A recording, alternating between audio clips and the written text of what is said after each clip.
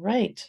All right. Well, welcome everybody. Thank you for joining us here today for the Your Nonprofit Has Been Hacked. Now what?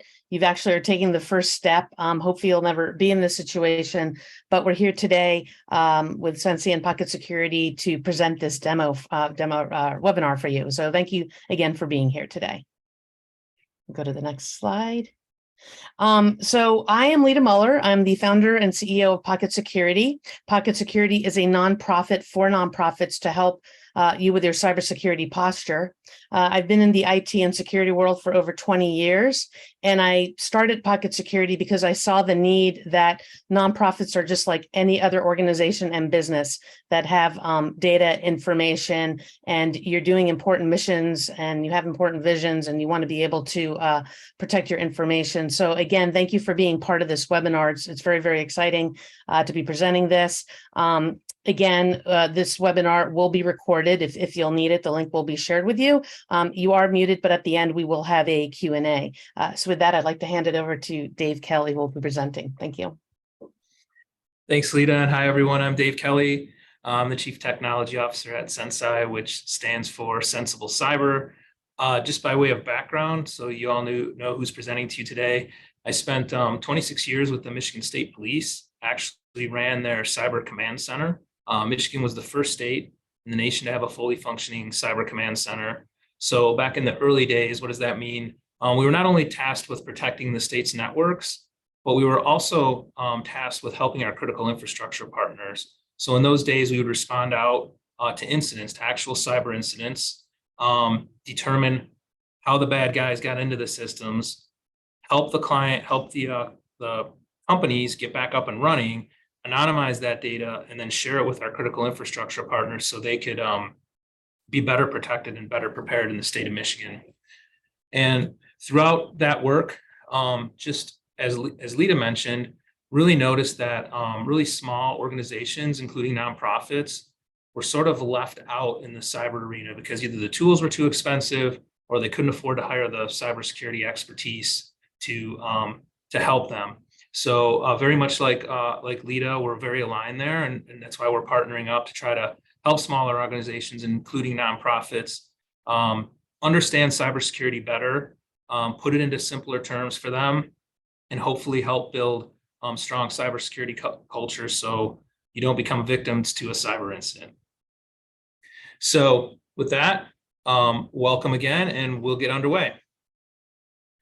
So first thing I want to talk a little bit about is just to lay the foundation so you understand why is it important to understand ahead of time how to respond to incidents. And we're going to talk a little bit about the business disruption that is caused by the cybersecurity incident.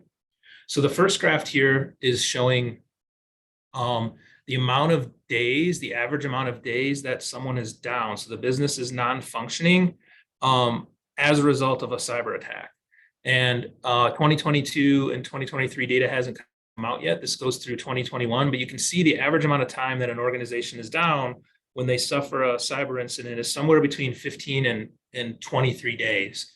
So if you think about what impact that would have on your nonprofit, most of the time it's very significant. If it's a ransomware incident, according to IBM, and this is from 2022, the average downtime is about 16.2 days. And one of the things we're going to talk about today is why is that happening and what can you do to reduce this downtime if you were to have an incident? The next chart here is really talking about the cost of lost business due to a cyber breach. We don't normally think about that. What we normally think about with a cyber incident is, oh, I'm going to have to replace equipment. I'm going to have to call somebody in maybe to get my systems back up and running, and that's my cost. But when in reality, there's a lot of other costs involved in a cyber incident, more soft costs that we don't think about. Some of it is lost business while we're down. We just aren't able to function. So we may have lost some business. There's a reputational risk. There's also, what do we do with our employees? Are we paying them while they can't work? Can we afford to pay them while they're not here? And then other longer term effects, depending upon which kind of data was lost, you may have to pay for credit monitoring or pay for other things for either employees or vendors or contractors or customers. And sometimes that can stretch out by the time you're all done, almost a full year. So those are things to think about. It's not just about us getting our systems back up and the cost of that. It's these other soft costs that are involved in an incident. One of which is revenue loss, and the two graphs are really showing here that 29% of businesses that were involved in a cyber incident actually did lose revenue, and of those, 38% lost 20% or more as a result of the incident. And that might be direct revenue. That could be customers, vendors, other folks canceling with them, not renewing, or finding business elsewhere due to reputational loss because they were down for so long. So the title of this webinar is, your nonprofit's been hacked. Now what, right? And if you take one thing away from this, this is the most important thing. All efficient and successful responses to cyber attacks started long before the incident occurred. And that's really what we're going to talk about today, and hopefully get you thinking about some things that you haven't thought about necessarily, because all of that data that I showed you previously, most folks were not prepared to respond. They hadn't done any prep work in advance, not only on their systems and their data and so forth, but in actual planning, right? Pre-planning. What do we do if we have an incident, right? Do we have a plan in place that we can activate and start to step through to help us get up and running quickly? Those numbers are significantly reduced when you have something in place that when you're in the middle of chaos, you can just pick it up and follow it step by step and say, okay, I have a plan, I'm ready to go, let's respond. And Dave, one thing I wanted to add to what you just said, again, I'm glad everybody's here because people I've heard, oh, it can't happen to nonprofits. Well, it can. There was a San Jose-based housing advocacy group that actually was hit with ransomware back in February. And in June, it was reported there were over 40,000 records that the bad actors got. So yes, it can happen to nonprofits. And again, glad you're here for this, this information. Yeah, great point, Lita. And really just sort of having been in cybersecurity for a long time, what used to be the case is most of the cyber threat actors were going after large organizations, Fortune 500 companies, the government, right?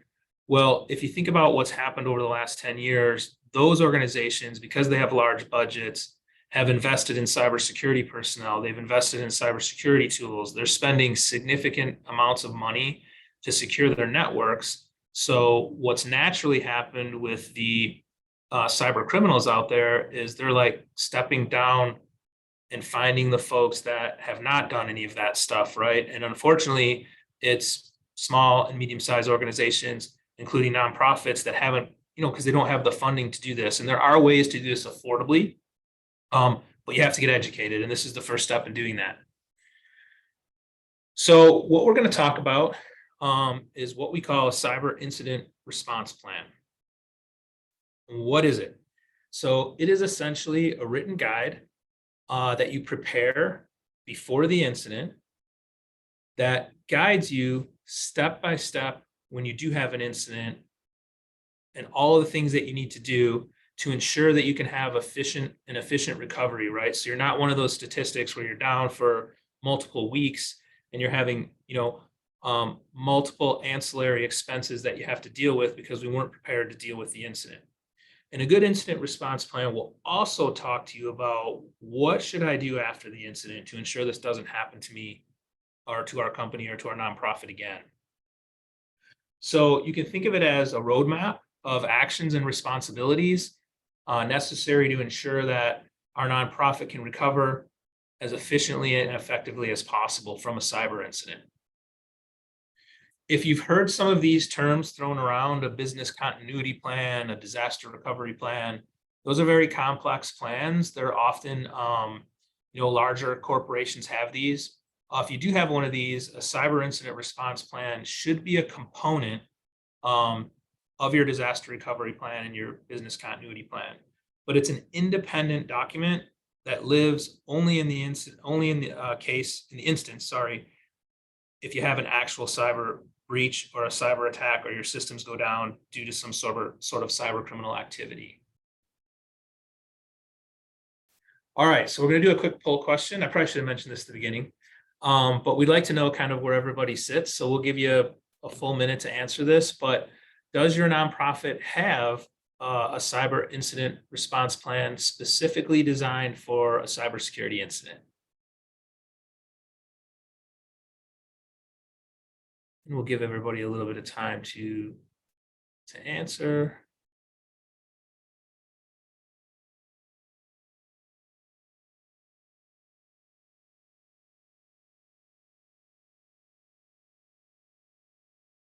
Good. All right, I think we're good. All right, so I'll just share a little bit of results with you. So it looks like on the call, 83% answered no and 17% answered yes. So for those of you that answered yes, excellent. For those that answered no, that's what you're here to learn about. And for those that answered yes, hopefully we'll provide you some stuff that you can check against your incident response plan to make sure those things are included in yours. All right. So why is a cyber incident response plan important? We talked about this a couple of times. An efficient response equals an efficient recovery. It reduces the business disruption, right? So if we have a plan, it's step by step, we can follow it, we have an incident. When it's not like we're planning to do something or trying to figure out what to do in the middle of an incident, we know what to do, which necessarily then reduces the time it takes for us to get back up and running. It reduces the reputational risk with our clients, our donors, our partners, right? The longer we're down, the more we have that risk to our reputation, whereby if we have an incident, we recover quickly, it provides a sense of credibility to all of those who are working with us.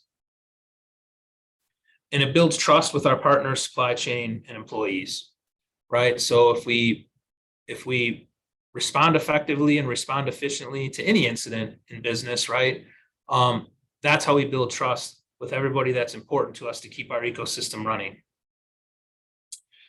This is very important, not only for nonprofits, but really for all businesses. Engaged leadership really is the trigger for efficient response. So the nonprofit leaders must be involved in the development of the plan, right? If we make cybersecurity a priority, from the leadership, then it becomes a priority for all of our employees, down the ladder, right? Key personnel have to be assigned in advance and know their roles. So one thing about a cyber incident response plan is there's going to be multiple folks that need to be involved. So someone will need to be assigned to manage the incident. You'll have to have somebody that's in charge of communicating, right? Like, we have to let folks know about this. What do we say to our employees? What do we say to our donors? Do we have to make any regulatory notifications, right? You'll need folks from your leadership team involved, and lots of other things that we'll go through as we get through this. But we need to make sure that we know who those people are in advance and that they know what their role is in advance in the event we have an incident. And this one's really important. It's a bit counterintuitive. Authority must be given for early decisions, right?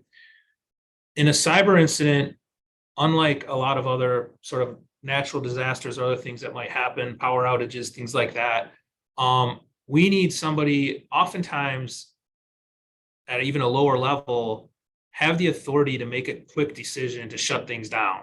Because the worst thing that can happen is this incident starts small and it starts to spread, and before you know it, it's infected all of your systems and you're on complete lockdown.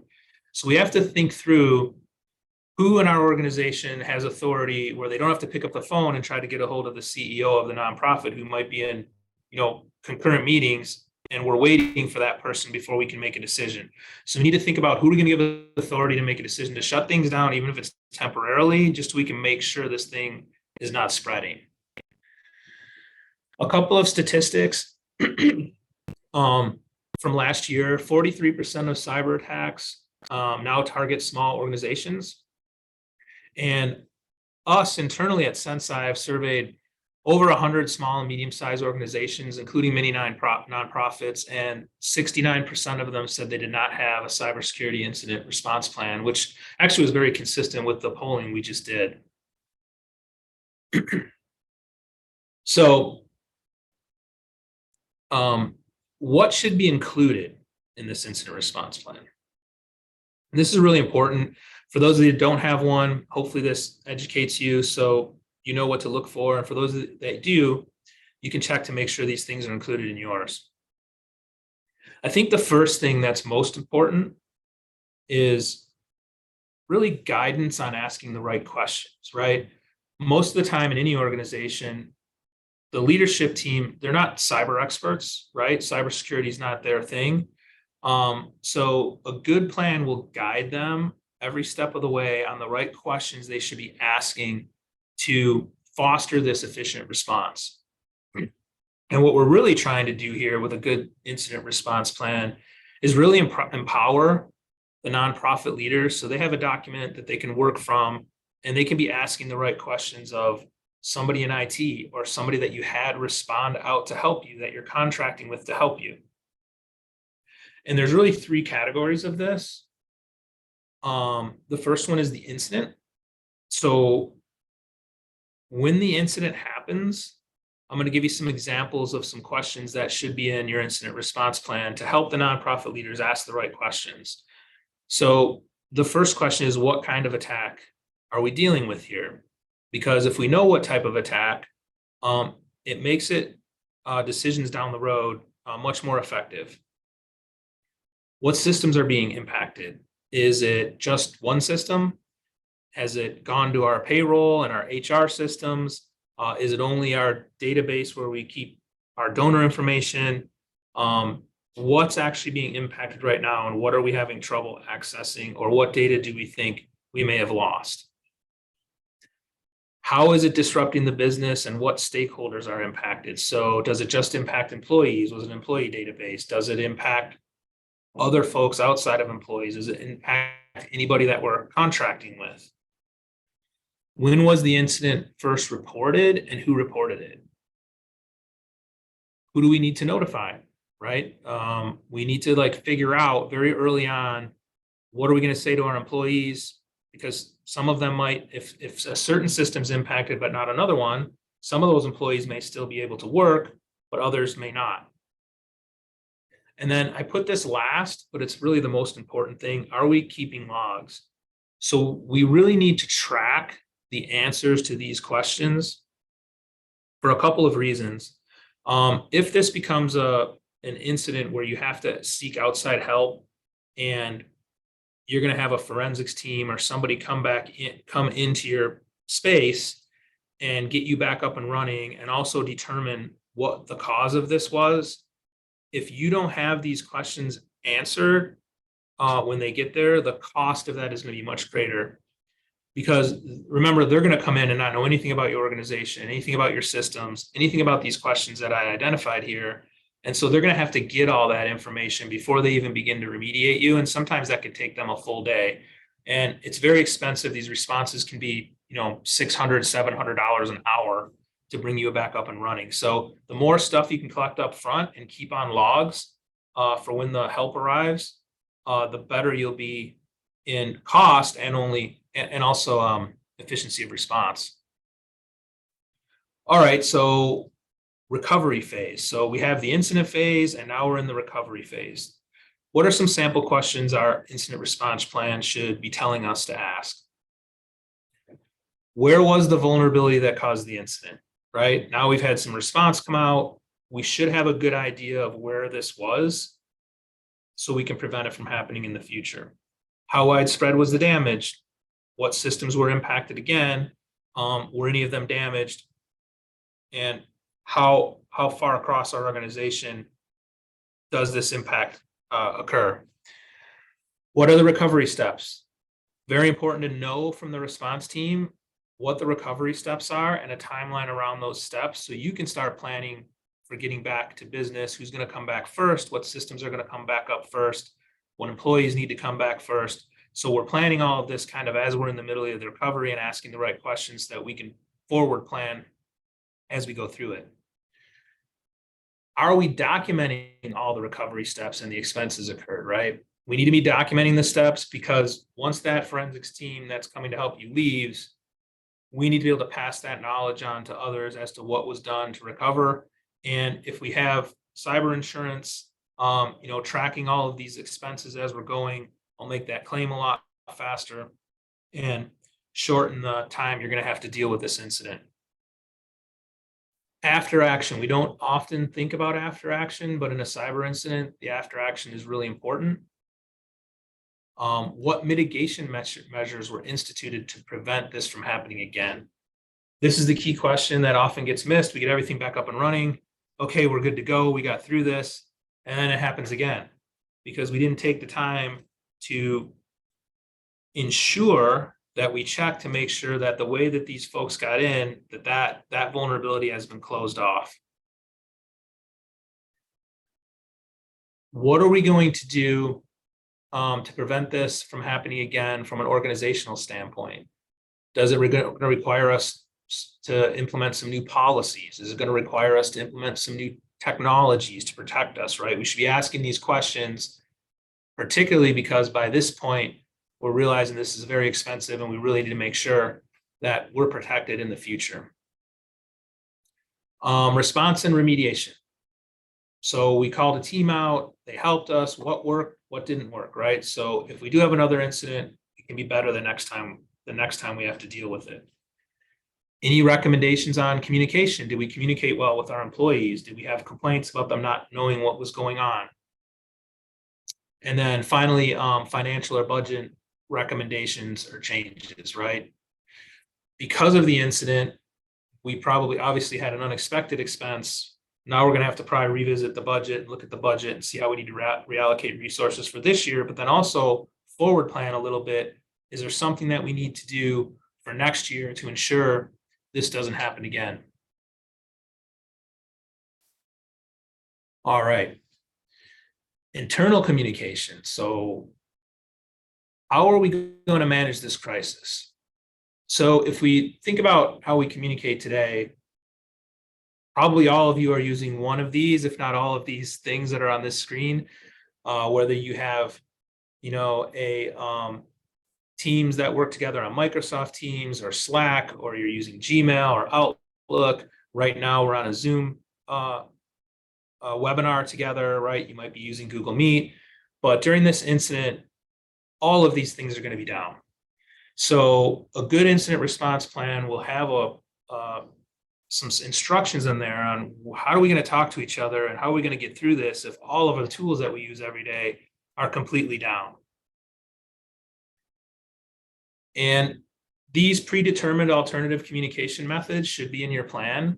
They could be something as simple, if you're small, as setting up a text message group with all the key members, everybody who's involved from the leadership team or mentioned with a responsibility in the incident response plan, and have that set up in advance. You may never use it, but if an incident happens, it's there, all the players are there, and we can start communicating with each other in that way. If this becomes a bit of a longer incident, we can consider setting up free Gmail accounts for us to communicate and manage the incident. Particularly important if you have a lot of remote folks and they're not going to be in the office together. And then if you have sensitive things that you're talking about, a good plan will recommend downloading an encrypted end-to-end messaging service, one of which I mentioned here is Signal, that you all can get on and message back and forth with end-to-end encryption, and then retire it after the incident has been resolved. So really important that we know if we have an incident, how we're going to talk to each other, and that's set up in advance. Otherwise, we'll be scrambling to try to do that during the incident, which is part of the cause of a lot of these delays in recovery. All right, external communications. What do we say, right? And who do we say it to? So just some food for thought on who to think about when we have an incident. And a lot of this will be driven by which systems were impacted, and do we think we lost data, and are we going to be down for a significant period of time whereby our business is going to be disrupted. So we need to think about in advance, who are our stakeholders? And I'll just list out a few of them here. Some are probably obvious, others might not be. So our employees, obviously our customers. Do we have to communicate with our customers? Was any customer data involved in this breach, in this potential breach?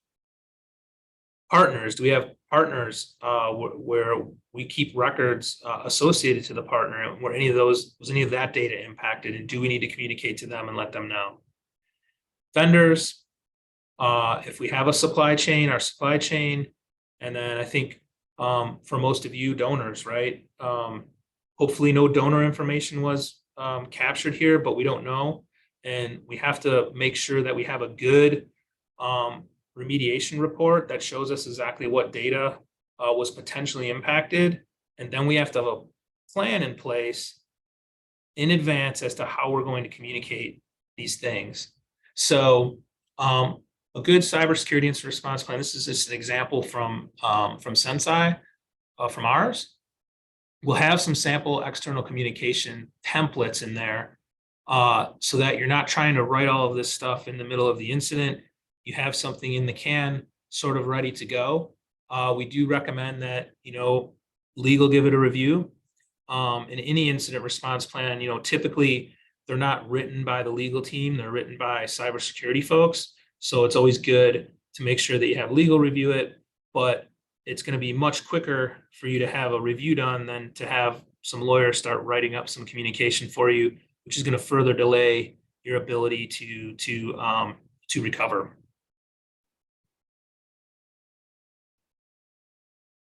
All right.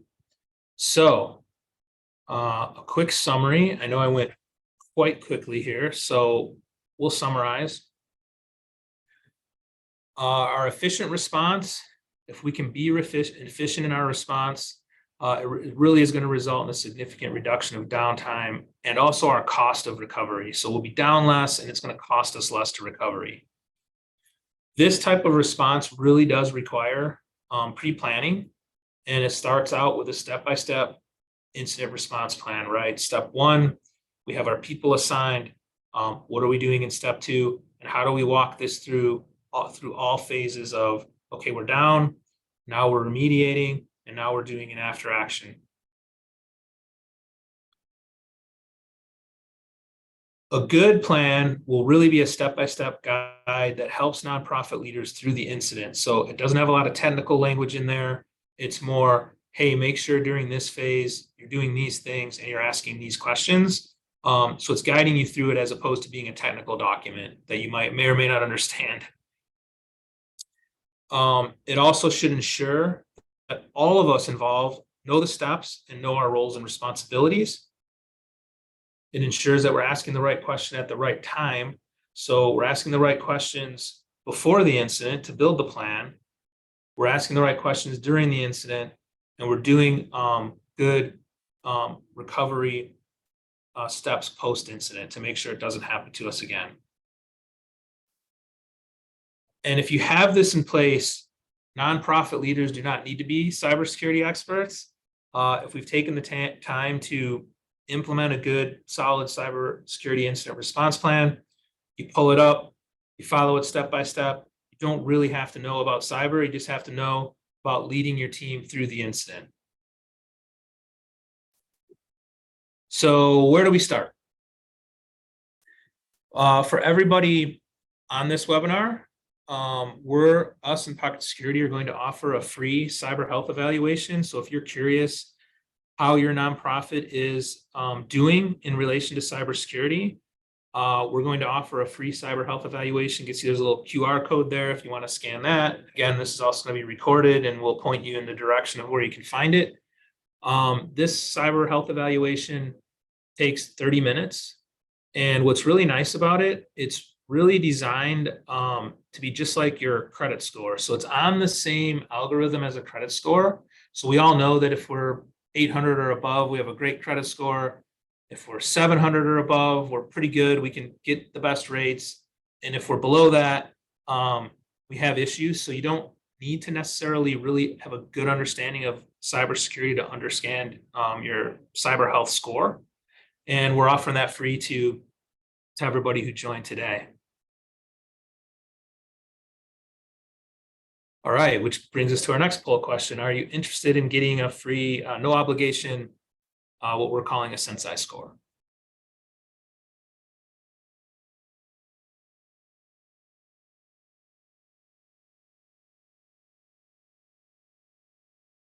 give everybody a few minutes to answer. Oh, actually a minute, I think, not a few minutes. That'd be a little long. Be way too much uncomfortable pause. All right. Okay. Excellent. Well, I know I went through that very quickly today, but hopefully it gave you some good food for thought. For those of you that don't have an incident response plan, hopefully it gave you some direction on what you need to include. For those of you that do, hopefully it gave you some things to look at to make sure they're included. And with that, I'll hand it off to Lita to close us out. Yeah, well, Dave, thank you so much, and SensCy, for doing this today. Really appreciate it. As Dave mentioned, nonprofits are just like any other organization, and as he mentioned, they're going after the smaller businesses and nonprofits. So we really want to make sure that that you're safe, you're secure, and that you have this incident response plan. So hopefully it was very beneficial for you. Again, appreciate you for being here. And if you have any questions, you have the SensCy information, and we're at pocketsecurity.org. Again, thank you. And that'd be it. Thanks again, Dave and SensCy. All right, everyone. Thank you for joining. Enjoy the rest of your day.